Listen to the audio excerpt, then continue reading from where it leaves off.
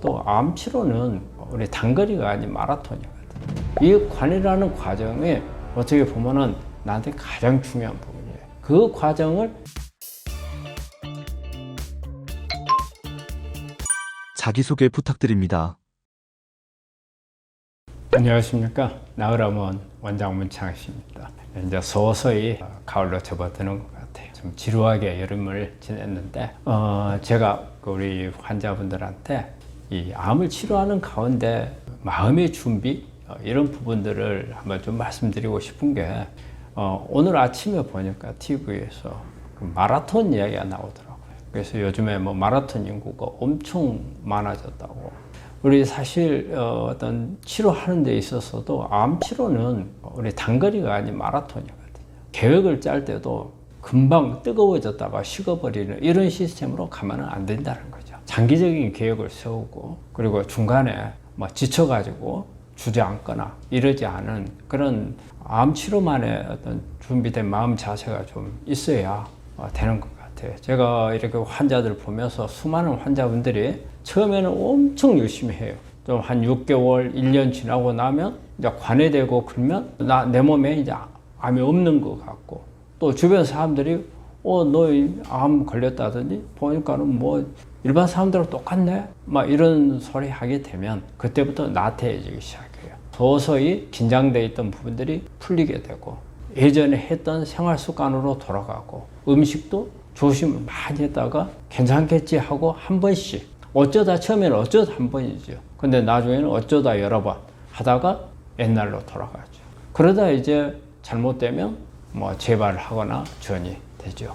그래 되면요. 그때 이제 마음이 다급해서 다시 다잡아서 하려고 하면 상당히 이제 힘들어지는 그런 부분들이 돼서 우리 암 치료하는 것은 중요한 게 대부분 환자들이 수술, 항암, 방사선을 하고 관해 상태 그 다음에 완치로 갈 수도 있고 재발이나 전이로 갈 수도 있는 거거든요.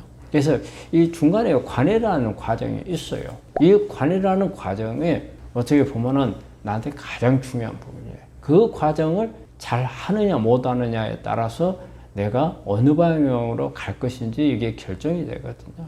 그래서 그런 부분들을 쭉 하다 보면은 이건 마라톤이에요. 그거 언제까지냐? 우리 환자분들이 잘 물어봐요. 5년, 10년? 근데 보통 이제 5년 지나고 나면 어느 정도의 이제 한숨을 돌린 거예요. 하지만 100%가 될 수가 없어요. 그래서 이제 10년. 근데 이제 10년이 지나면 대부분은 나는 이제 암에서 완전히 벗어났다 이렇게 생각을 하는데 얼마 전에도 한 13년 됐는데 재발해서 오신 분이 있었어요. 그래서 10년이 지나도 뭔가가 관리가 잘 못 되면 재발을 할 수 있는 게 사실 암이거든요. 그래서 암이라고 하는 것은 말이 그래요. 평생 관리다. 이렇게 이제 지루하게 여름이 이제 거의 지나가고 있는데 이제 암도 지루할 수가 있어요. 우리 암을 가지고 있는 분들은 완치로 가야 되거든요. 그렇기 때문에 지루하다 생각하지 마시고 관리하고 있다면 그 패턴대로 꾸준히 이렇게 끈기 있게 그런 부분들을 생각하고 그렇게 실행에 옮겼으면 합니다. 가을 제철 과일감, 항암 효과가 있나요? 우리가 일반적으로 감은 다른 과일에 비해서 어떤 항암 작용이 있다든지 항산화 작용이 있다든지 그런 부분이 많이 알려지지 않는 과일이죠. 그런데 의외로 감이 항암 작용을 가지고 있어요. 한 10년 전에 한번 이게 감이 방송에 어떤 분이 감을 먹고 암이 나왔다는 이렇게 방송이 한번 나온 적이 있어가지고 그때 대봉인가? 그렇죠. 큰 감. 떫은 감. 이 감을 먹고 좋아졌다 해가지고 그때 이제 그런 감이나 또 감잎차가 한번 유행을 한 적이 있거든요. 그래서 이제 감은 어떤 그런 효능을 가지고 있는가. 이 안에 이제 성분들을 일단 보면은요. 원래 이제 플라보노이드 성분이 많이 들어있죠. 이거는 이제 항산화 작용도 있고 세포 자살을 유도해주는 그런 작용이 있고 그리고 이제 폴리페놀 많이 들어있어요. 폴리페놀은 염증을 억제하기도 하고 또 암세포 성장을 억제하기도 하고. 그런데 이제 우리가 감 속에 우리가 여러분들이 가장 잘 알고 있는 게 떫은 맛이잖아요. 이게 중요하죠. 이게 탄닌이죠. 탄닌. 탄닌은 암하고 직접적으로 암세포 성장을 하는데 성장하지 못하도록 그 사이클, 주기를 차단시켜 버려요. 그리고 또 전이가 되는 것을 막아주는 그런 효과가 있어서 탄닌이 있어요. 그래서 감을 먹을 때는 가능한 한 약간 더 떫은 감을 먹는 게 항암 작용이 더 좋다고 볼 수가 있어요. 그 외에도 이제 뭐 보면은 비타민 A 계통, 베타카로틴이라든지 또 감잎에 비타민 C가 참 많이 들어있습니다. 특히 감잎 속에 감잎차를 많이 마시면 비타민 C를 많이 섭취할 수가 있거든요. 그래서 감은 여러 가지로 항암 작용, 항산화 작용, 그리고 면역을 높이는 그런 작용을 가지고 있는 과일이 감입니다. 감과 관련된 항암 논문이 있나요?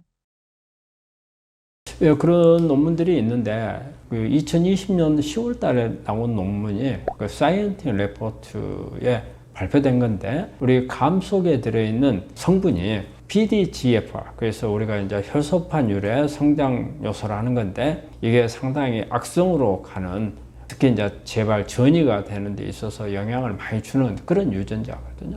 끄는 역할을 하더라. 그 감잎이 이런 신호를 조절해서 그 세포 자살을 유도하고 그다음에 암세포 성장이나 전이를 억제하는 것을 그런 효과가 있다는 것을 보여주는 논문이었고요. 이건 이제 국내에서 이제 나온 논문이었어요.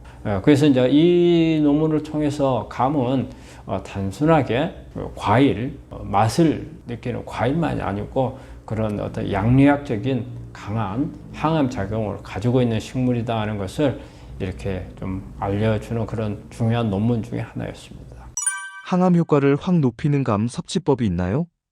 우리 이제 감을 이제 먹는 방법은 그 감잎차를 참 많이 먹잖아요. 감잎차. 그래서 감잎차는 이렇게 제품으로 나와 있는 것들도 있는데 저는 우리 환자분들한테 감잎이 그러니까는 우리 가을철 말고 봄이나 여름 되기 전에 감잎을 따가지고 말려서 그걸 차로 마시면은 상당히 풍미도 있고 그 비타민 C가 많이 들어있거든요. 그 안에. 그리고 우리 여러 가지 폴리페놀이나 또 플라보노이드 같은 거 많이 들어있어서 차로 마시는 것을 상당히 권하고요. 우리가 이제 감을 먹을 때는 껍질째, 그러니까 모든 과일은 껍질에 성분들이 많이 있기 때문에 껍질을 많이 먹고 그 다음에 약간 덜 익은 상태에서 먹는 게 좋다는 거예요. 그리고 약간 떫은 맛이 우리가 과일 중에서 미숫과라는 말을 쓰거든요. 아직 조금 덜 익은 과일. 사실 이런 과일들이 오히려 익은 것보다는 항암 작용이 있어요. 우리가 귤도 마찬가지로 약간 노란색이 아닌 약간 푸르스름한 색이, 녹색이 이렇게 좀 남아있는 귤, 그 이제 미숫과 이런 부분들이 도움이 되는 것은 그 안에 성분들, 떫은 성분들이 보면은 상당히 항암 작용을 가지고 있기 때문에 감도 완전히 익는 것보다는 약간 떫은 것을 먹는 게 중요하고 그냥 생으로 먹는 게 좋을 거예요. 그리고 이제 우리가 감잎 같은 경우를 단순히 차로 마시는 방법도 있겠지만 뭐 찜을 해서 먹거나 또 감잎 쌈을 하는 것도 상당히 좋은 방법이고, 그리고 감잎을 이렇게 된장국에 넣어가지고 끓였을 때 상당히 그 감잎에 들어있는 성분들이 된장 속에 있는 발효된 이런 부분들하고 섞여서 훨씬 더 좋은 효과를 내는 걸로 되어 있어요. 그래서 이렇게 국에 넣어서도 하는 게 좋겠고, 또 아니면 이게 이제 그걸 사고 뭐 하고 불편하면은 그냥 이렇게 식품으로 나와 있는 것을 좀 이용하는 것도 괜찮을 것 같아요. 암 환자가 감을 섭취할 때 주의사항도 있을까요? 감 먹을 때 제일 중요한 것은 감 속에 탄닌이 있어가지고 이게 우리가 먹게 되면은 이게 덩어리를 만들어요. 그래서 잘못하면은 이게 안에서 덩어리가 돼가지고 장을 막아버리죠. 그래서 장폐색증이 올 위험이 있기 때문에 항상 너무 과량 먹는 것은 조심해야 되고, 또 어떤 먹고 나서 속이 불편하다거나 그럴 경우에는 한동안 섭취를 안 하는 게, 그래서 그런 부분들이 일단 변으로 다 빠져나가는 게 확인이 된 다음에 섭취를 하는 게 좋겠고요. 과일이기 때문에 당분이 많잖아요. 특히 이제 홍시가 완전히 돼버린 감들은 매우 이제 당 지수가 높으니까, 그래서 가능한 한 약간 떫은 맛이 있을 때가, 어쨌든 우리 환자분들이 이걸 먹을 때는 우리가 그냥 단맛을 느끼기 위한 것보다는 뭔가 항암 작용을 보기 위한 거잖아요. 그렇기 때문에 가능한 약간 떫은 맛이 있는 그런 감을 드시는 게 좋겠다는 거예요. 또 우리가 감은 이렇게 그 약물 상호 작용을 할 수가 있거든요. 그래서 특히 이제 철분 흡수 같은 것을 이제 방해를 할 수가 있죠. 그래서 만약에 저는 우리 환자분들은 철분제 가능한 한 못 먹게 하지만 어떤 특별한 사정에서 먹어야 된다면 감하고는 같이 안 먹는 게 좋겠죠. 이런 부분들을 좀 조심해야 될 겁니다. 감과 같이 먹으면 좋은 항암 식품이 있나요?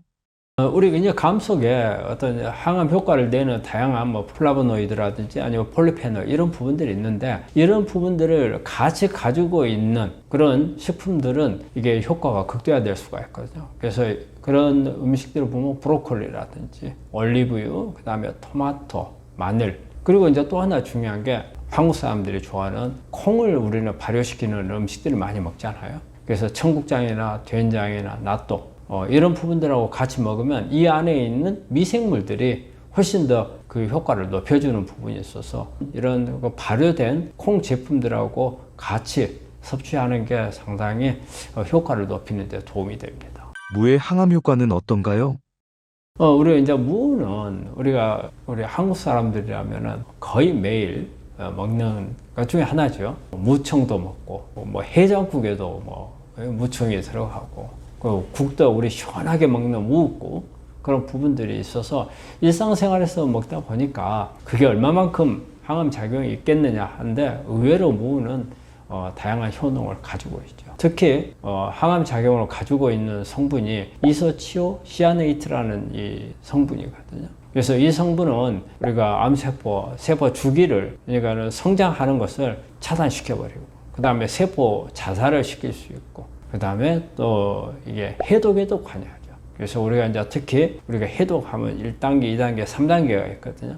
근데 2단계 해독을 맡아서 우리가 암을 일으킬 수 있는 여러 가지 이런 물질들을 해독을 시켜가지고 빨리빨리 배설시켜버리도록 하는데 도움을 주는 게 그 이소치오시아네이트라는 성분이거든요. 이게 무가 많이 가지고 있죠. 그래서 이제 우리가 간 해독에도 도움이 되고 그리고 이제 이게 이제 면역을 강화하는 데도 도움이 되고 또 우리 무 많이 먹으면 소화제로도 쓰잖아요. 무 속에 들어있는 효소들이 많이 있거든요. 우리 소화제로 쓰지만 또 한편으로는 이런 효소들은 우리 몸에 들어왔을 때, 빈속으로 들어왔을 때는 효소는 항암 작용을 가지고 있거든요. 그래서 소화도 촉진시켜주고 항암 효과도 볼 수 있고 그리고 또 염증을 완화시켜주는 이런 기능들이 있기 때문에 무는 상당히 항암 작용을 가지고 있는 그런 음식이 되겠고 제가 알고 있기로는 우리가 무는 그냥 음식으로도 먹지만 한의사들은 이거를 한약재로도 쓰는 걸로 알고 있어요. 그만큼 무는 다양한 음식과 약성을 같이 가지고 있는 그런 좋은 식품입니다. 무의 항암 효과를 입증하는 논문이 있나요? 동물 실험 하나를 보면은 무 속에 들어있는 이소치오시아네이트가 어떤 항암 작용이 어느 정도에 있는가 이 부분을 발표한 논문이 있고 그래서 이게 이제 2014년 NIH 펀메디에서 발행한 건데 여기에 보면은 이소치오시아네이트가 암에서 전이 쪽에 그 다음에 우리가 전이라는 것은 다른 데 이렇게 이동해 가는 것을 막아주는 효과를 말하거든요. 이걸 차단하는 효과가 있더라. 그 다음에 또 이게 암이 옆으로 쫙 뻗어나가잖아요. 침습성이라 하는데 이 침습을 막아주는 효과가 있어서 우리 특히 관해된 분들이 어떤 전이 되는 것을 두려워하잖아요. 그런 면에서는 무를 좀 많이 먹으면 그런 부분들의 가능성을 조금 줄여주는 그런 효과가 있기 때문에 예방 차원에서도 도움이 되고 또 이렇게 암세포가 성장하는 것을 막아주는 그런 부분에도 도움이 된다고 발표한 논문입니다. 그 자체로서 많은 항암 작용을 가지고 있는 그런 좋은 항암 식품이라고 하는 것을 밝혀주는 내용이었습니다. 항암 효과를 극대화하는 무 섭취법이 있을까요? 무를 먹는 방법에서 제가 전에 마늘을 한번 이야기를 한 적이 있는데 마늘을 그냥 통마늘로 먹는 것보다는 으깨거나 잘게 썰어서 먹는 게 좋다는 말을 했거든요. 그때도 보면 효소 문제 때문에 그래요. 근데 무도 마찬가지로 그냥 이렇게 먹을 때보다는 이렇게 무를 잘게 썰어서 먹거나 아니면은 이게 우리가 먹을 때 씹어서 먹거나 그러면은 이 무 안에 있는 미로시나제라는 이 효소가 그 이소치오시아네이트를 만드는데 관여를 하거든요. 그걸 극대화시키기 위해서는 이렇게 잘게 썰어서 먹거나 씹어서 먹는 게 도움이 되는 거고요. 또 우리 이제 암 환자 같은 경우에는 우리 무 먹으면은 약간의 뭐 트림 같은 것도 나오고 톡 쏘는 이런 부분이 약간 있거든요. 특히 이제 항암하거나 그럴 때는 좀 부담이 갈 수가 있죠. 이럴 때는 약간 데치거나 끓여서 국으로 먹는 게 훨씬 더 좋은 방법이 되겠고요. 그리고 무가 이제 사실 이제 발효를 하는 경우 우리는 한국 사람들은 무를 김치를 무김치 그다음에 무청도 많이 발효를 시켜가지고 하잖아요. 그래서 발효를 하게 되면 글루코시놀레이트라는 이 성분이 대사가 되면서 발효를 한 동안에 이게 무를 항암 성분인 이소치오시아네이트를 함량을 확 높여줄 수가 있어요. 그냥 먹는 것도 좋겠지만 이렇게 발효한 거. 우리 한국 사람들은 뭐 무를 주로 발효해서 많이 먹잖아요. 그렇기 때문에 지금 하고 있는 방법대로 그렇게 잘 하시면은 항암 효과가 높여서 좋은 효과가 낼 수 있도록 하는 방법이 되겠습니다. 암 환자가 물을 섭취할 때 주의사항이 있을까요?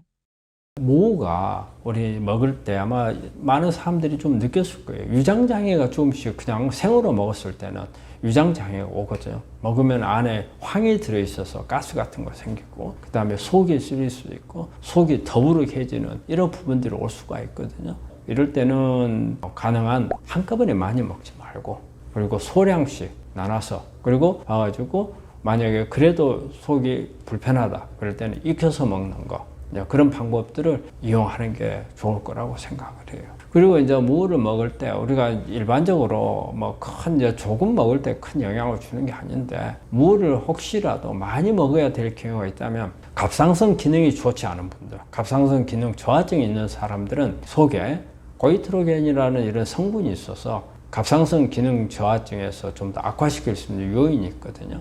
그렇기 때문에 이럴 때는 익혀버리면은 고이트로겐 성분이 파괴가 돼버리거든요. 그래서 갑상선 기능 저하 있는 분들은 어떻게 보면 생으로 먹는 것보다는 익혀서 먹는 것을 권하고요. 무도 이런 작용이 약간 혈당이나 혈압을 좀 떨쳐주는 그런 효과가 있거든요. 혈당이나 혈압을 조절하고 계신 분들, 그러니까 아예 높아서 혈당이 높거나 고혈압이 있는 분들한테는 먹어도 되겠지만, 약을 쓰고 있는 분들한테 그렇지 않아도 가끔 저혈당이 온다든지 저혈압이 온다든지 이런 부분이 자주 발생하는 분들은 조금 고려를 해서 적은 양을 먹는다든지, 그리고 혈압이 떨어지거나 혈당이 떨어질 경우에는 먹지 않는 쪽으로 그런 부분들을 조금 생각을 하셔가지고 섭취를 하면 크게 무리가 없을 겁니다. 무와 함께 먹으면 항암 효과가 극대화되는 식품이 있을까요? 네, 무는 뭐 단독으로 먹어도 좋은데, 무도 마찬가지로 이 안에 있는 성분들이 같이 함량을 높여줄 수 있는 이런 부분들하고 같이 먹는 게 좋겠죠. 그러면 보통 이제 같은 십자가 식물이에요. 여기에 해당하는 뭐 브로콜리라든지, 그 다음에 양배추, 부추, 그 다음에 마늘, 양파, 이런 건 다 십자가 식물이거든요. 그래서 이런 부분들을 같이 섭취를 하게 되면 훨씬 더 시너지 효과를 낼 수가 있고, 가지고 있는 것 자체를 활성화시켜주기 위해서는 발효 콩들하고 이렇게 같이 했을 때 훨씬 더 그 안에 있는 성분들의 함량이 높아질 수 있는 방법이기 때문에 이런 방법을 사용하는 게 좋겠고요. 무 속에 있는 이제 비타민 C 같은 경우는 우리가 이제 철분 흡수를 하는데 도움이 되거든요. 그래서 빈혈을 이렇게 치료할 때도 이렇게 철분제를 먹는 것보다는 비타민 C가 많은 음식을 먹게 되면요, 비타민 C가 철분을 끌고 들어가요. 그럴 때 우리가 녹색 채소 속에 들어있는 그 스피루리나나 아니면 클로렐라 같은 이런 것 속에 들어있는 게 포피린이라는 게 들어있어요. 이 비타민C가 끌고 들어온 철분과 이 포피린이 합치면 이게 헤모글로빈이 돼요. 그래서 빈혈은 그런 방법으로 해결하는 게 좋거든요. 빈혈하면 우리 환자분들이 일단 철분제를 먹는데 그거는 참 안 좋은 거예요. 철분제는 암 성장에도 도움을 주거든요. 그래서 이런 간접적인 방법을, 그래서 무도 마찬가지로 무 속에 들어있는 비타민C가 철분 흡수하는 것을 도와주거든요. 이럴 때 다른 시금치나 이런 두부나 이런 것과 같이 섭취하면 빈혈을 해결하는 데 도움이 될 수 있어요. 올리브유 같은 기름이죠. 이런 거 같이 먹게 되면 지용성 성분들이 흡수가 좋아져요. 비타민 A 계통, 폴리페놀도 지용성 폴리페놀들을 흡수율을 높여줄 수가 있으니까 이런 부분들을 같이 먹으면 훨씬 더 효과가 극대화될 수가 있습니다. 비트의 항암 효과는 무엇인가요? 비트는 제가 이제 우리 환자분들한테 가장 이제 권하는 식품 중에 하나인데, 비트 속에는 가장 이제 중요한 성분이 베타인이라는 성분이 들어있어요. 이 베타인은 사실 메칠기라는 것을 이제 제공을 해주는 건데, 이 메칠기라는 게 유전자 스위치라고 생각하시면 돼요. 우리가 전선이 있고 예를 들어서 이 스위치를 누르게 되면 불이 켜지잖아요. 그 다음에 스위치를 꺼버리면 불이 꺼지죠. 우리 유전자는 그래요. 유전자 속에는 모든 유전자가 무조건 계속 활동을 하는 게 아니에요. 스위치가 켜질 때만 활동해요. 스위치가 꺼지면 작동 안 해요. 그래서 우리 암도 마찬가지예요. 암을 일으키는 유전자는 원래는 정상적인 경우에는 꺼져 있어요. 또 암을 억제하는 유전자는 평소 때는 켜져 있어요. 그런데 이게 오작동이 돼야죠. 이게 이제 그 오작동을 하는데 이 메칠기가 관여를 해요. 그러니까 켜지면 안 되는 이 유전자를 메칠기를 떼버리면 켜져 버리는 거예요. 작동을 하는 거예요. 그 다음에 또 암 작동을 잘 해야 될 유전자에다가 메칠기가 딱 들어가서 스위치를 꺼버리면 작동을 안 해요. 그래서 이런 부분들이 상당히 중요하거든요. 그래서 그런 중요한 이 메칠기를 제공하는 게 이 베타인 속에 들어있어요. 그래서 이 베타인은 유전자를 합성하거나 우리가 후성 유전학적으로 암을 치료하는 데서 중요한 요소예요. 그리고 이 사이클에서 이 메칠기가 또 하나예요. 우리 몸에 호모시스테인이라는 게 많이 만들어질 수가 있거든요. 이 메칠기를 제공해서 이게 하는 사이클에서 호모시스테인이 만들어질 수 있어요. 이 호모시스테인의 문제는요, 우리 심장병을 이야기를 할 수가 있어요. 그래서 아주 그 비트 속에 들어있는 베타인은 중요한 성분이에요.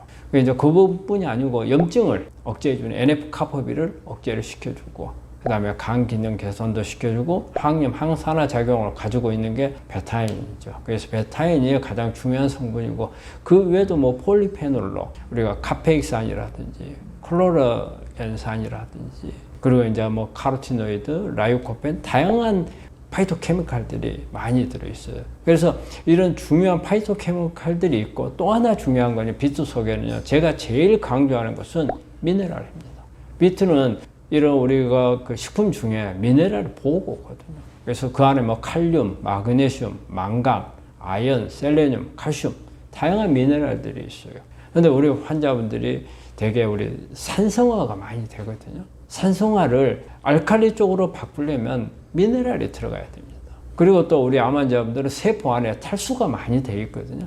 이 탈수를 해결하려면 물만 많이 마셔도 되는 게 아니고 칼륨을 많이 먹어야 돼요. 그래서 이런 칼륨이 많이 들어있는 음식 중에 하나가 비트거든요. 그래서 비트는 미네랄이 아주 중요한데 그 미네랄을 공급해주는 좋은 소스가 되고요. 그리고 이제 그 외에도 비트 속에 질산염이 있어요. 그 질산염은 몸 안에서 산화질소로 바뀌어서 우리 혈압도 조절하고, 그리고 혈당도 떨쳐주고, 그리고 우리 종양, 미세 환경에서 여러 가지 암을 성장하도록 이렇게 촉진시켜주는 사이토카인들을 억제시켜주는 그런 효과도 가지고 있어요. 그래서 그런 질산염이 들어있는 거. 그리고 또 비트가 또 하나는 식이섬유가 많이 들어있죠. 식이섬유가 많이 들어있는 것은 이 식이섬유가 장 안에서 좋은 미생물들이 밥이 돼서 이렇게 또 식이섬유가 배설을 하는데도 배설을 촉진시켜서 발암물질도 제거도 하겠지만 이 안에 만들어지는 여러 가지 암을 억제하는 이런 성분들을 만들어내서 또 암을 억제해주는 그런 기능도 가지고 있거든요. 그래서 저는 다른 어떤 식품보다 비트가 우리 암 환자분들이 항암 그 식단을 짜거나 또 항암 치료를 위해서 중요한 그런 식자재가라고 생각을 합니다. 비트의 항암 효과를 극대화시킬 수 있는 섭취법이 있나요? 네, 비트는 일반적으로 생으로 먹어도 좋고 익혀서 먹는 것도 좋은 걸로 돼 있어요.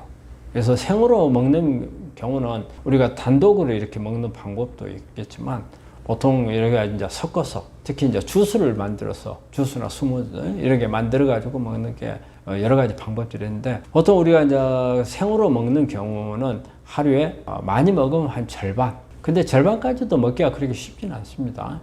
이제 사이즈에 따라서 조금 다를 수 있죠. 그래서 그램으로 따지면 한 80에서 100g 정도 하루 양이 그 정도면 되겠고. 그리고 이제 주스를 내가지고 비트 주스 내면은 색깔이 되게 이뻐요. 불그스름해가지고 아주 먹고 싶은 생각이 들 정도죠. 그래서 그 주스는 하루에 한 200에서 한 250cc 정도 이렇게 먹으면 좋겠고. 가지고 다니기가 어렵고 그러면 여기서 말려서 분말을 내가지고 이렇게 식사할 때 좀 먹는다든지 이런 거는 티스푼으로 하나 내지 2개 정도 해서 한 5g 정도 이렇게 먹는 것도 하나의 좋은 방법이 되겠고 이게 생으로 먹을 때 주스를 내는 것은 아마 그 여러분들이 잘 아는 ABC 주스의 B가 비트입니다. 그래서 이렇게 사과나 당근, 캐럿 이게 같이 섞어 가지고 먹었을 때 아주 효과가 좋고 또 이게 많은 암을 치료하고 있는 분들이 이 ABC 주스에 대해서 상당히 효과를 본 분들이 많거든요. 그러다 보니까 요즘에는 뭐 이것을 바탕으로 해가지고 여러 가지 어때요? 다양한 방법들을 다른 배합을 해가지고 사는 것들이 다 많이 나오고 있죠. 그래서 그런 부분들에 보면 비트가 꼭 빠지지 않고 들어가거든요. 그래서 그만큼 비트는 우리 항암 음식 중에 중요한 부분이고, 또 익혔을 때는 이제 대개 생으로 먹었을 때는 수용성 성분들이 많거든요. 그런데 이제 익히게 되면 이제 수용성 성분들은 조금 떨어지겠지만 지용성 성분들, 특히 이제 카로티노이드, 비타민 A 계통 성분들이 좀 더 훨씬 또 양이 많아지거든요. 우리 영양소 지용성 성분들에 대한 흡수율이 높아지고, 또 우리 특히 이제 질산염 같은 게 이제 더 많이 만들어지죠. 그래서 산화질소 효과가 높아질 수가 있고, 또 해독 작용도 더 높아질 수가 있고, 또 식이섬유도 생으로 먹었을 때보다 익혀서 먹었을 때가 오히려 더 식이섬유 효과는 더 좋을 수도 있어요. 그래서 비트는 생으로 먹어도 좋고 익혀서 먹어도 좋습니다. 비트의 항암 효과를 입증하는 논문이 있나요? 이 이제 비트에 대한 부분은 그 2023년도 나온 자료를 보면, 이게 이제 비트 추출물을 가지고 항암 작용을 대장암, 직장암에서 연구한 논문이 있어요. 여기에 보면은 비트가 어떤 기전을 가지고 있는가, 특히 그 안에 있는 베타인 성분이 어떤 작용을 하는가를 밝혀낸 자료인데, 대개 이제 세포 사멸을 상당히 유도를 하더라 연구 결과였고, 또 하나는 우리 항암제 있는 5FU 항암제하고 이렇게 비교를 해놨는데, 거의 5FU와 이 비트가 가지고 있는 세포 자살시키는 그런 효과가 비슷한 정도로까지 나오더라. 이것을 발표한 자료가 되겠고요. 암에 항암을 했을 때 이제 비트가 항암에 대한 부작용이라든지 이런 부분들을 예방하는 효과가 있는데, 이 부분에 이제 관여하는 게 폴리페놀이라든지 플라보노이드, 그 다음에 식이질산염, 이런 부분들이 전부 다 그런 효과를, 항암을 부작용을 방지해주는 그런 효과가 있더라는 것을 밝혀준 논문으로, 이것은 2021년도에 이 펀메드에 발표한 자료가 되겠습니다. 이런 부분들이 그 외에도 많은 논문들이 있는데 이 중에서 소개할 만한 자료에서 말씀을 드립니다. 비트와 함께 먹으면 효과가 좋은 식품이 있나요?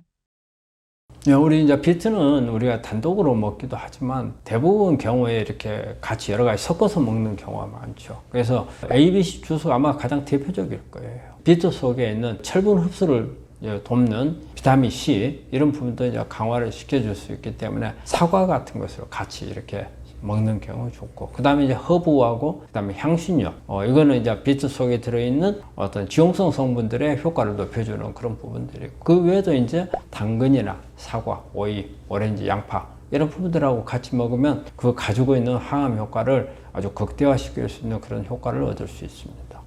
암 환자가 비트 섭취할 때 주의사항도 있을까요?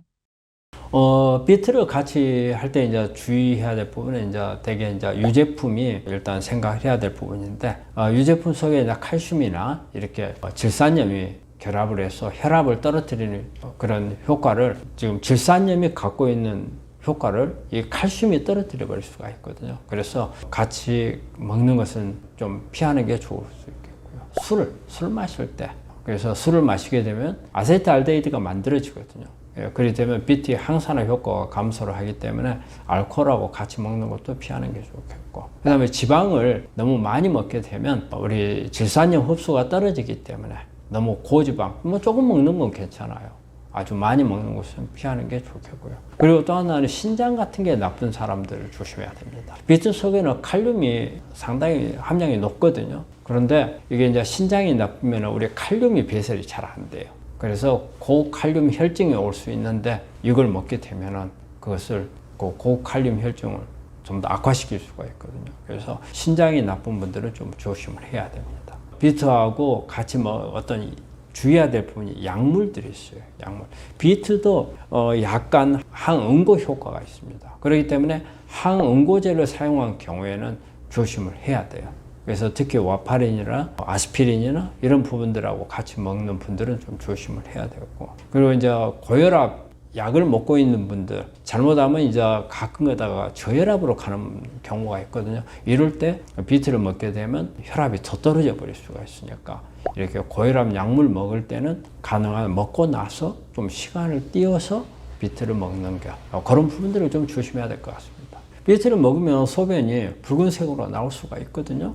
우리가 비트 보면 약간 붉은색이 있잖아요. 그거는 비트 속에 있는 성분들이 우리 이제 신장을 통해서 걸러지면서 나오는 그런 현상이거든요. 근데 꼭 그 보면은 혹시 뭐 피가 나온 거 아닌가, 그게 나오더라도 너무 걱정하실 필요는 없어요. 그거는 그런 성분들이 나오는 것 뿐이지 우리 몸 안에 있는 어떤 문제가 생겨서 나오는 건 결코 아니니까요. 너무 걱정 안 하셔도 됩니다. 비타민 나무의 항암 효과는 무엇인가요? 비타민 나무는 사실 우리 환자분들이 잘 모르는 분들도 많을 거예요. 이 비타민 나무는 나무 그 이름 자체가 비타민 나무라고 되어 있잖아요. 그러니까 비타민 C가 엄청 많은 그런 나무라고 해서 비타민 나무라고 하거든요. 시벅손이라는 이름이 따로 있어요. 그 시벅손이라는 나무인데 별칭으로 비타민 나무라고 하고 있는데 여기에는 말 그대로 비타민이 매우 많이 들어있어요. 그래서 보통 그 사과에 그 한 200배 정도의 함량이 들어있고 우리가 레몬에 한 50배 정도의 비타민 C 함량이 들어있다 하거든요. 엄청 많이 들어있죠. 우리 비타민 나무 같은 경우는 저희 병원에서는 식사할 때 열매를 주기도 하고요. 또 이 부분은 뭐 차로도 마실 수가 있고 여러 가지 다양한 방법들이 있고 또 한때는 우리 그 홈쇼핑에서 가루로 해가지고서 한때는 한참 환자분들이 많이 이용을 한 적도 있어요. 이 비타민 나무 속에 들어있는 그 성분들을 한번 보면은 제일 강한 게 항산화 성분, 비타민 A, 비타민 C, 그 다음에 비타민 E, 그 다음에 플라보노이드, 그 다음에 폴리페놀 이런 부분들이 있어서 항산화제가 풍부하고요. 그 다음에 또 미네랄도 제법 많이 있어요. 셀레늄이라든지 아연 이런 부분들이 많이 들어있어서 면역력도 높여주고 또 이 안에는 우리가 오메가3도 들어있고 또 오메가7 그래서 비타민 나무는 오일로도 상당히 따로 만들어 가지고 사용하는 경우도 있습니다. 그리고 항염 작용을 가지고 있고 오일 같은 경우는요 특히 우리가 방사선 치료할 때 치료에 보습제로도 상당히 도움이 되고 또 어떤 점막을 보호하는 그런 효과도 있기 때문에 비타민 나무는 다양한 방법으로서 그 효과를 얻을 수가 있습니다. 비타민 나무의 항암 효과를 입증하는 논문도 있나요?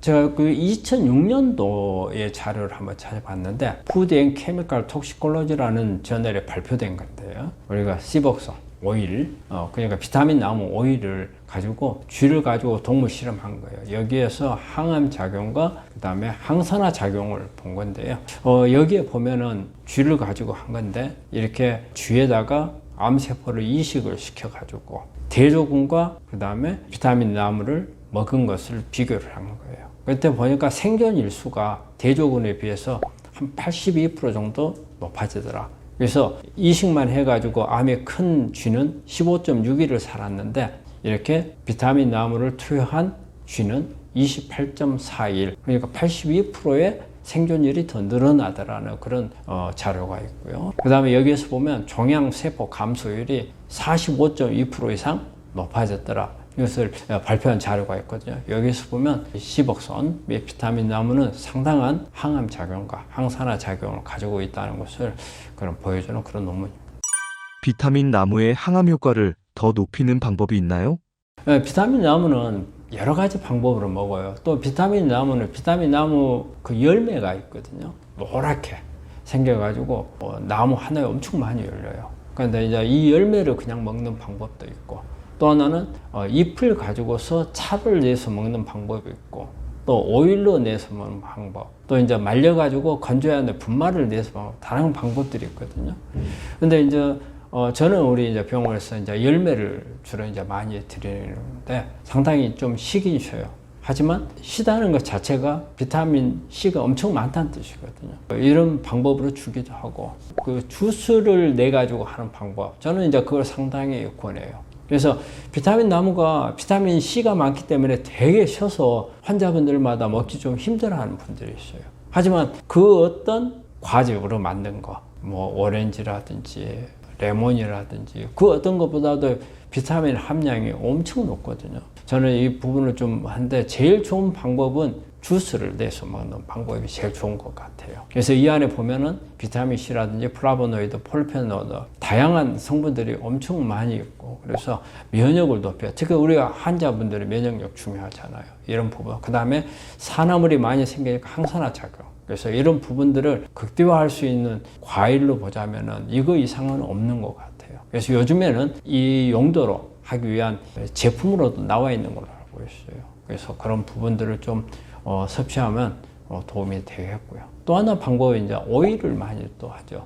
비타민 나무는 특히 오메가3하고 오메가7이 많이 들어있어요. 이거를 오일을 내면은 특히 안에 있는 오메가7, 그 다음에 뭐 카로티노이드, 지용성 성분들이 많이 있어가지고 항염 작용이나 항산화 작용, 특히 이제 방사선 부작용에 의한 피부들이 있잖아요. 이런 부분들을 개선시키는 데 상당히 도움이 될 수 있고 또 그냥 먹어도 상당히 도움이 됩니다. 분말로 만들어지는 경우가 있거든요. 비타민 나무는 제철이 8월 달이에요. 8월 달에 이것을 이제 따기 때문에 이제 그 외 계절에는 비타민 나무를 싱싱하게 먹기 어려우니까 되게 이제 냉동을 시키거나 아니면 이렇게 분말이나 이렇게 캡슐로 만들어 가지고 가공을 해서 나와 있는 것들도 있거든요. 이런 부분들을 이용해서 하는 방법도 있어요. 그래서 만약에 이게 하루에 분말을 내 가지고 먹는다 할 때는 보통 하루에 한 1에서 3g 정도 섭취하는 게 도움이 될 겁니다.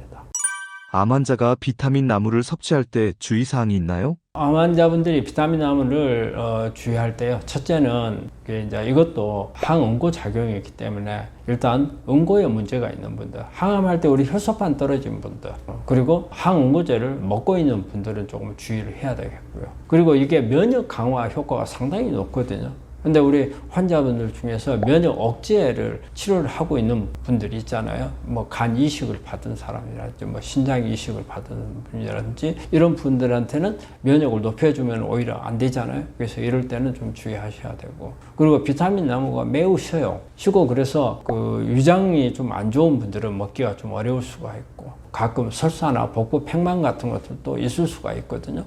그래서 이런 게 있는 분들은 조금 양을 줄인다든지 그래서 좀 조절해서 드시는 게 좋겠고, 그리고 드문 경우인데 비타민 나무도 종종 알레르기 같은 게 혹시 있을 수 있는 부분이 있는데 이런 부분들은 좀 주의하셔야 되고, 여기에서 비타민 나무는 사실은 농약이나 어떤 비료나 이걸 전혀 쓰질 않습니다. 비타민 나무는 엄청 잘 자라요.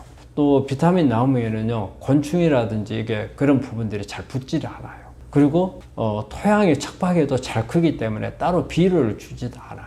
그래서 비타민 나무는 그 자체가 어떻게 보면 유기농입니다.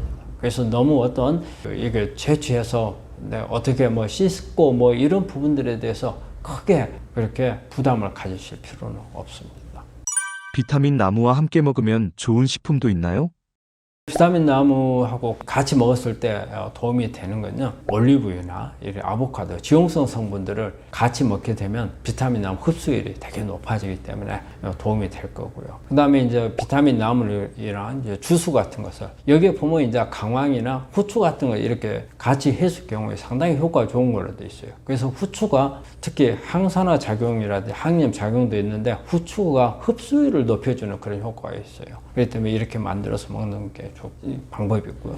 그 외에도 이제 뭐 브로콜리라든지 십자가 식물, 그다음에 녹차, 베리 종류, 그리고 이제 버섯 종류들 이런 부분들하고 같이 먹으면 훨씬 더 항암 효과가 높아지는 걸로 되어 있기 때문에 이런 부분들 같이 조합을 해가지고 단독으로 먹는 방법도 좋지만 같이 하는 방법도 좋습니다. 구독자님이 댓글로 남기신 질문입니다.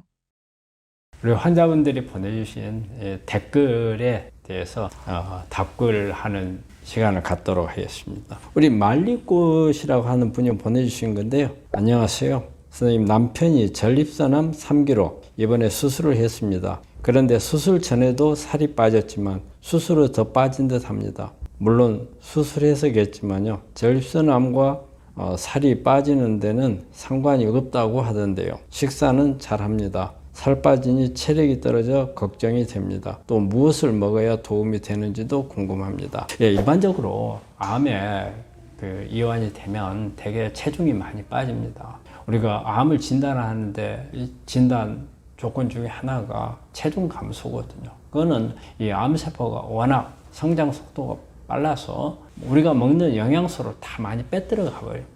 그 암세포가 성장하다 보니까 내 몸에 있는 내가 먹는 것에서 가져가는 영양소만 가지고 부족하니까 내 몸에 있는 성분들을 막 특히 지방 같은 거 막 빼가잖아요.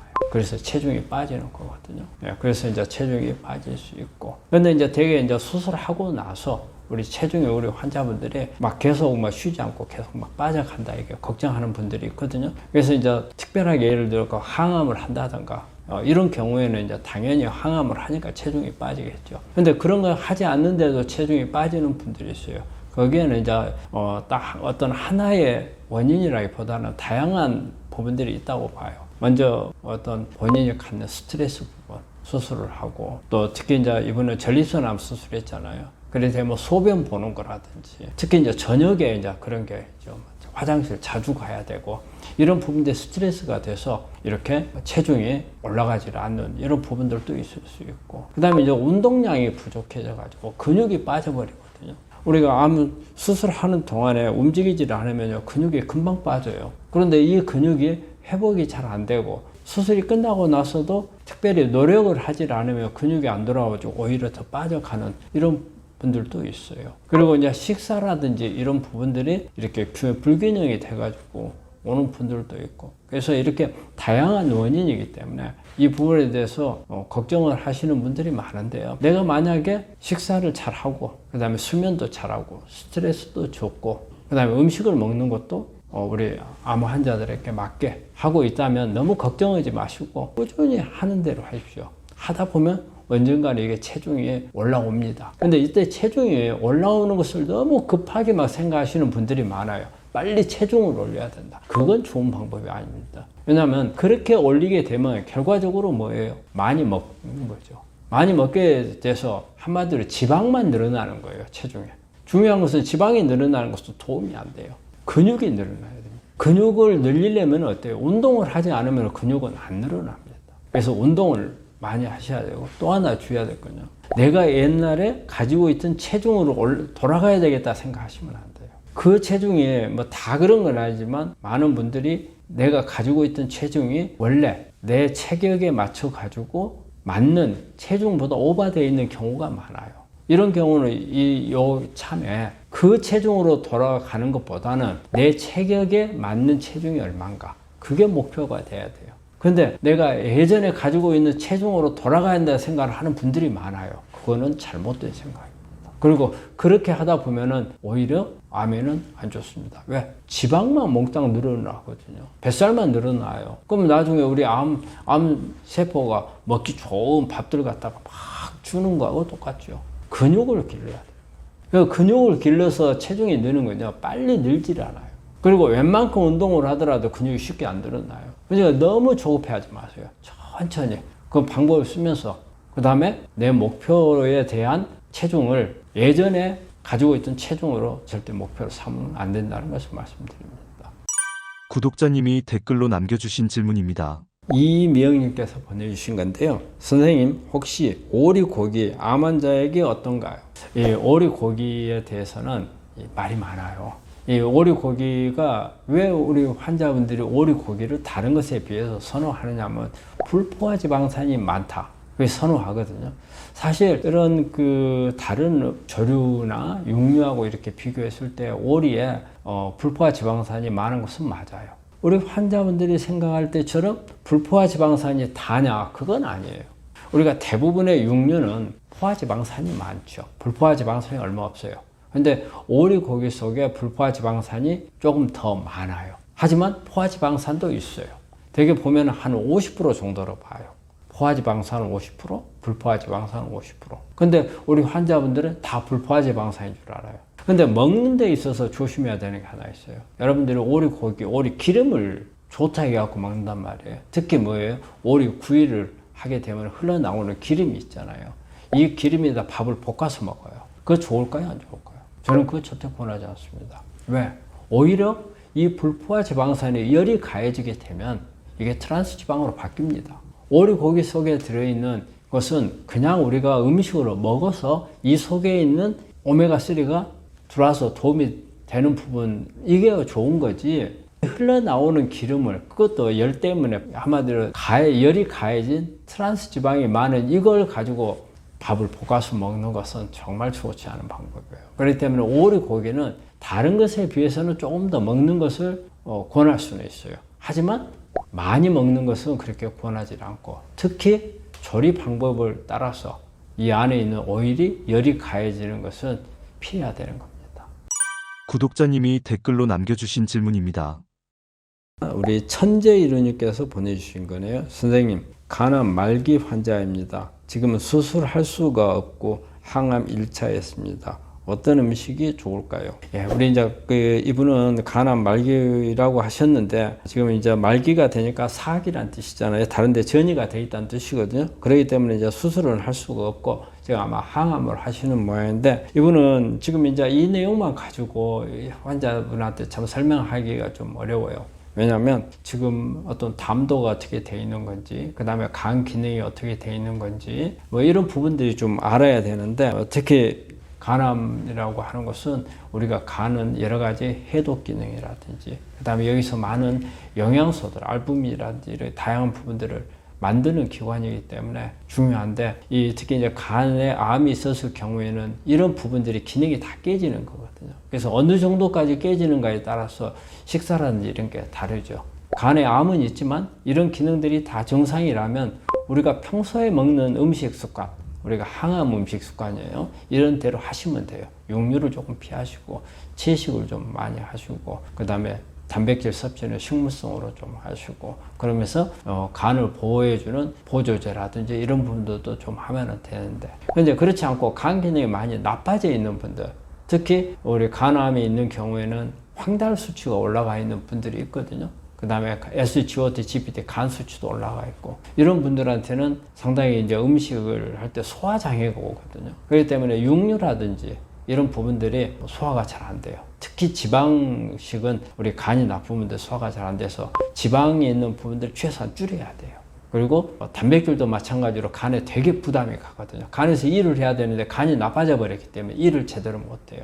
단백질 양도 좀 줄여야 되고. 그래서 간이 나빠진 분들한테는 어떤 시기보다도 소화를 먼저 생각을 해야 돼요. 소화장애. 그래서 그런 부분들 중심이 돼야 되겠고, 그러다 보면은 어쨌든 이런 부분들이 그냥 우리가 건강한 사람들이 먹는 것보다는 약간 유동식 같은 것도 필요할 것 같아요. 그래서 이분한테 대한 것은 좀 정확한 어떤 상태를 말씀해 주셔야 저희가 답을 할 건데, 그런 부분이 없어서 혹시 댓글로 다시 한번 내용을 알려주시면 거기에 맞춰서 설명드리도록 하겠습니다.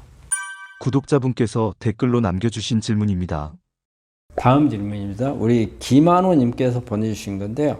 하루 비트 몇 번 먹는 것이 좋은가요? 비트는 뭐든지 그래요. 많이 먹는 게 다 좋은 건 아니거든요. 과하면은 체해요. 그래서 비트도 많이 먹게 되면 속이 되게 더부룩하니 안 좋아요. 보통은 우리가 조그마한 비트는 절반, 큰 비트는 저는 3분의 1, 이 정도를 권하는데, 그램으로 따지면 한 80에서 100g 정도 먹는 것을 권해요. 그래서 뭐든지 너무 많은 것을 한꺼번에 드시려고 생각하지 말고요. 꾸준히 여러 차례 나눠가지고 그렇게 드시는 게 도움이 됩니다. 구독자분께서 댓글로 남겨주신 질문입니다. 우리 안경수님께서 보내주신 거네요. 저는 유방암 3년 차인데 맨발 걷기, 먹는 거 조심하고 먹지 마라 하는 거는 안 먹고 열심히 삽니다. 한 가지, 잠이 쉽게 안 오고 새벽에 한번 깨면 쉽게 잠이 안 드는 게 걱정입니다. 네, 이분 아마 관리를 본인이 상당히 만족하게 관리를 하고 계신 분인 것 같아요. 근데 이제 잠이 제일 문제인 것 같아요. 우리 암 환자하고 잠하고 문제는 참 그 해결하기 어려운 부분입니다. 우리 암 환자분들은 여러 가지 잠을 자기 어려운 그런 부분들이 많이 있거든요. 벌써 암이라는 진단 자체가 우리 환자분들한테는 부담을 주는 겁니다. 스트레스를 쌓이게끔 만들어서 이런 부분들이 계속 이렇게 잠잘 때 생각이 나거든요. 머리를 긴장 상태로 유도를 해요. 그래서 잠을 자기도 어렵죠. 그 외에 또 어때요? 수술하고 나면 또 특히 이제 유방암 같은 경우는 어때요? 어깨 쪽이라든지 이런데 수술 후에도 통증이 나오는 경우가 많아요. 그리고 평소 때 그렇게 통증은 안 심하지만 누워 있으면은 이게 침대라든지 또 아니면 벽이라든지 또 누워서 있는 자세에 따라서 개이고 그래서 통증이 나오는 경우가 상당히 많이 있고요. 항암을 하거나 이런 가운데 그런 부작용들, 또 항암이 끝나고 나서 관해된 상태에서 그 부작용이 또 연장이 되는 경우가 있어요. 특히 어떤 거예요? 손발 저리는 거. 이런 부분들이 오면 이것도 사실 수면 방해 요인들이거든요. 그래서 이런 다양한 요인들이 우리 암 환자들한테 잠을 자지 못하게 하는 요인들이에요. 특히 우리 만약에 일찍 자는 분들은 새벽에 깨가지고 계속 잠이 안 오는 경우가 상당히 많이 있죠. 그러니까 새벽이 돼서 남들은 다 코 골고 잘 자는데 나만 못 자면 스트레스 팍팍 받잖아요. 그렇다면 수면 시간을 약간 뒤로 밀쳐볼 필요 있고, 또 이분 같은 경우는 새벽에 일찍 깨는 문제도 있겠지만 잠을 빨리 안 든다고 했잖아요. 그래서 잠이 안 드는 것도 상당히 고역이거든요. 뭐 30분, 1시간 동안 잠이 안 와가지고 뒤척이다가 어떻게 잠들었는데 새벽에 일찍 깨봐요. 짜증나고. 그렇기 때문에 이런 경우에 잠이 안 올 때는요, 우리 수면 습관을 다시 좀 바꾸는 것도 하나의 방법이에요. 누워서 한 30분 이상 누웠는데도 잠이 안 온다. 그럴 때는 잠 습관을 이제 바꾸기 위해서는요, 일어나는 게 좋아요, 침대에서. 그래서 다시 잠이 올 때, 그 말이 그래요. 우리 암 환자들은 잠을 자려고 하는 것은 침대가 잠을 자는 용도로만 쓰라는 거예요. 우리 암 환자분들이 되게 피곤하고 그러니까 잠이 안 와도 침대에서 뒹굴거리고, 또 잠을 청하면서도 안 와도 막 안에서 잠이 올 때까지 막 버티고 막 짜증 나잖아요. 그래서 침대라는 것은 정말 잠을 자는 시간에만 이용하라는 말이 있어요. 오랫동안 너희 잠이 안 온다. 그러면 잠이 올 때까지 누워서 기다리지 말라는 거예요.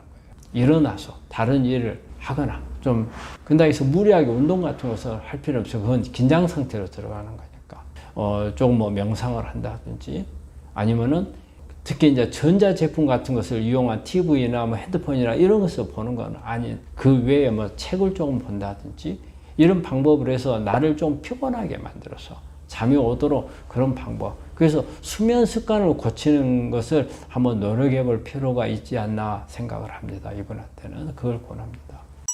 구독자분께서 댓글로 남겨주신 질문입니다.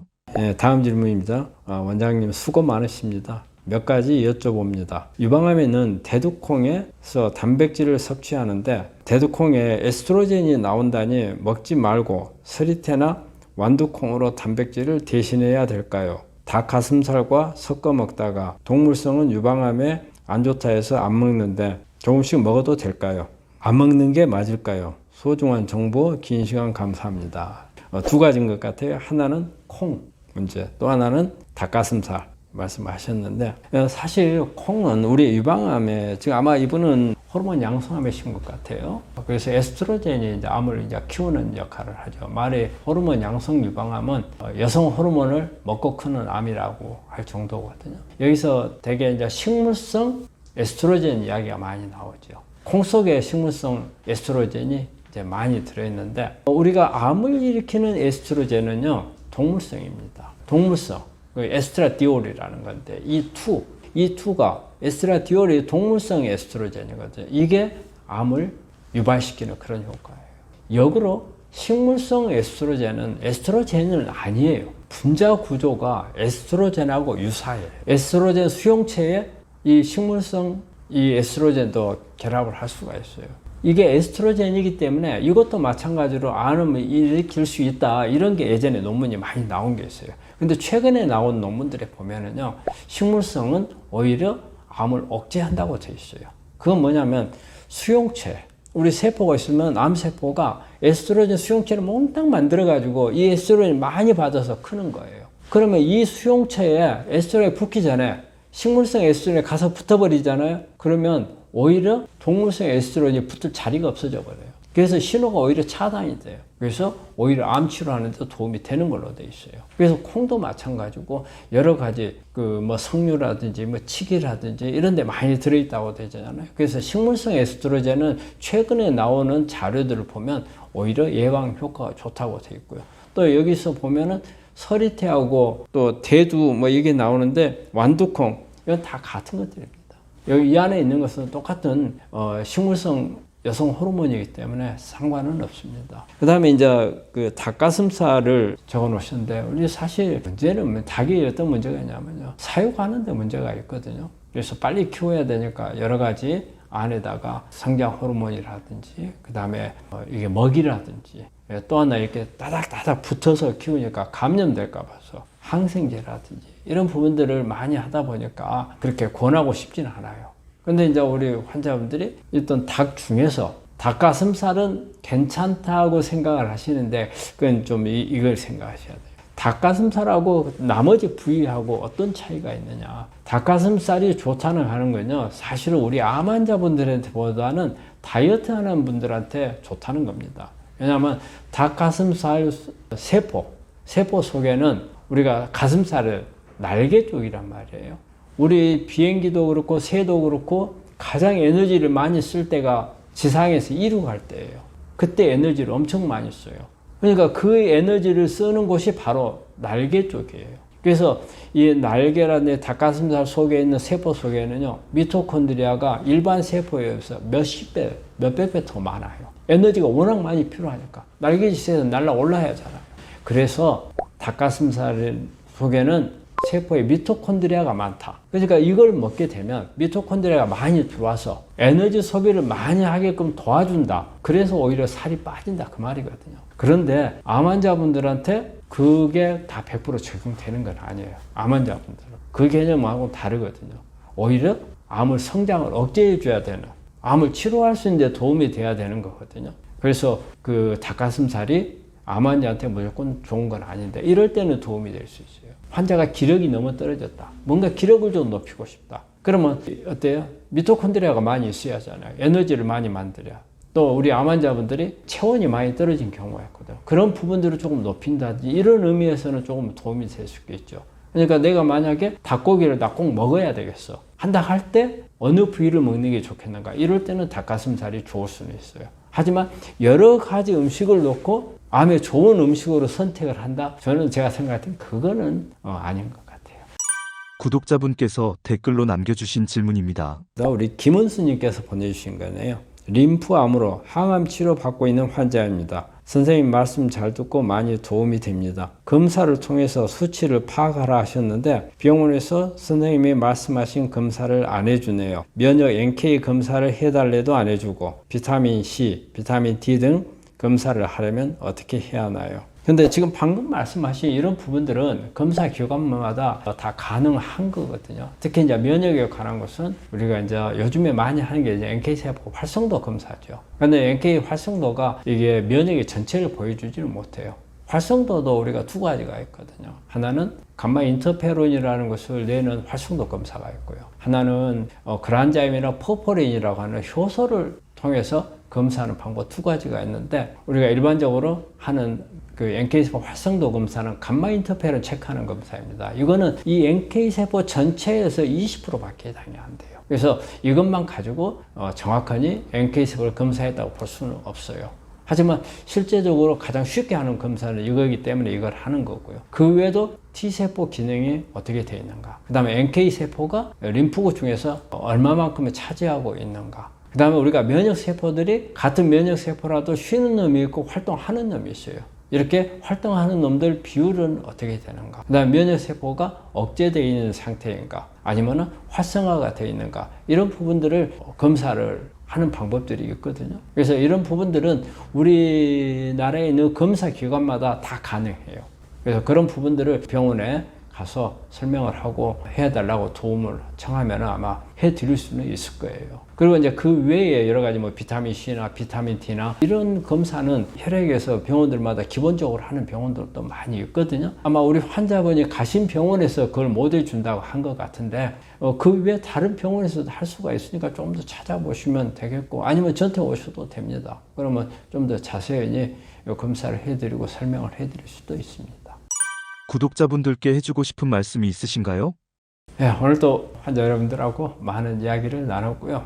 오늘은 보니까 댓글을 좀 많이 보내주셨어요. 사실 보면 이런 댓글들이 사실 중요한 것 같아요. 이거는 환자분들이 느끼는 거거든요. 우리가 생각하지 못했던 부분들을 저희가 알려주지 못했다 보니까 이런 부분들이 나왔는데 앞으로도 이런 댓글들을 좀 많이 좀 달아주세요. 그게 환자분은 한 분이 질문을 한 거지만 여기에 대한 답은 여러분들이 답을 얻을 수가 있으니까 아주 좋은 방법이거든요. 제가 서두에도 우리 환자분들 마라톤이란 말을 했거든요. 마라톤을 한다 생각을 하시고 끈기를 가지고 하시고요. 하는 동안에 많은 정보가 여러분들이 필요해요. 이 정보들도 정확한 정보가 필요하거든요. 그래서 저는 정확한 정보를 알려드리기 위해서 여러 가지 방법을 지금 하고 있는데, 또 우리가 오프라인도 이렇게 하고 있고요. 우리가 단톡방에서도 지금 이런 부분들을 하고 있고, 단톡방에도 좀 많이 좀 참여를 해 주시기를 바라요. 현재 지금 우리 보니까 한 150명 정도 돼 있는데, 단톡방은 참 좋은 게 있어요. 올리면 바로 저희가 답을 해드릴 수가 있어요. 답을 했는데 부족한 게 있다면 거기서 또 질문을 또 할 수 있잖아요. 그럼 또 답이 가고, 그래서 좋은 것 같고, 저도 최대한 단톡방에서 여러분들한테 답에 좀 충실하려고 노력을 하고 있습니다. 그래서 많은 분들이 이용을 하셨으면 합니다. 네, 오늘도 감사합니다.